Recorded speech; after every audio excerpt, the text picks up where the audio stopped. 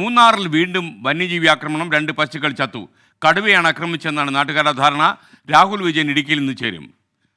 Good morning Rahul Vijayan, പറയൂ.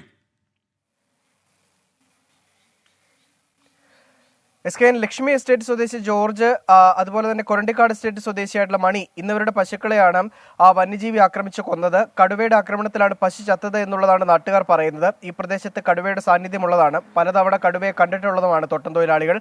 അതുകൊണ്ട് ഇതും കടുവയുടെ ആക്രമണത്തിൽ തന്നെയായിരിക്കാം പശുക്കൾ ചത്തത് എന്നുള്ളതാണ് പറയുന്നത്. മാത്രമല്ല, ആക്രമണ രീതി ഉൾപ്പെടെ പരിശോധിച്ചതിന് ശേഷം വനംവകുപ്പും അത്തരമൊരു നിഗമനത്തിലേക്ക് പോയിട്ടുണ്ട്. എന്തായാലും കഴിഞ്ഞ ദിവസം മേയാൻ വിട്ട 2 പശുക്കളെയാണ് കടുവ ആക്രമിച്ച് കൊന്നത് എന്നുള്ളതാണ് ഏറ്റവും പ്രധാനപ്പെട്ട കാര്യം. ഒരാഴ്ച മുമ്പും സമാനമായ രീതിയിൽ പശു വന്യജീവി ആക്രമണത്തിൽ ചത്തിരുന്നു.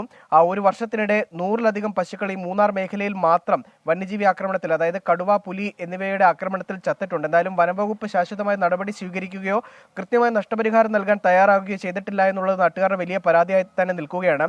തോട്ടം തൊഴിലാളികൾക്ക് ഏറ്റവും പ്രധാനപ്പെട്ട മറ്റൊരു വരുമാന മാർഗ്ഗമാണ് ഈ പശു വളർത്തൽ എന്ന് പറയുന്നത്. സ്ഥിരമായി ഈ വന്യജീവി ആക്രമണത്തിൽ പശുക്കൾ ചാകുമ്പോൾ അത് വലിയ തരത്തിലുള്ള ബുദ്ധിമുട്ട് ഈ തോട്ടം തൊഴിലാളികൾക്ക് ഉണ്ടാകുന്നു. അതുകൊണ്ട് പ്രതിഷേധത്തിനുൾപ്പെടെ തയ്യാറെടുക്കുകയാണ് തോട്ടം തൊഴിലാളികൾ. SKN. Okay, thank you Rahul Vijayan. Varghese Palathingal ചോദിക്കുന്നു, നേരം വെളുക്കുമ്പോൾ തുടങ്ങും CPM-നെതിരെ 24. BJP-യെ പറ്റി പറയാൻ ധൈര്യമുണ്ടോ SKN? പിറ്റേ ദിവസം അടച്ചുപൂട്ടേണ്ടി വരും. എൻ്റെ വർഗീസ് പാലത്തിങ്കലെ, താങ്കൾ ഇത്തരം സന്ദേശങ്ങൾ അയക്കുന്ന സമയത്ത് ഈ കരുവന്നൂർ പോലെയുള്ള സംഭവങ്ങൾ പാർട്ടിക്കാർ ഏറ്റെടുക്കാതിരിക്കാൻ പരമാവധി സമ്മർദ്ദം പാർട്ടിയിൽ ചെലുത്തുക.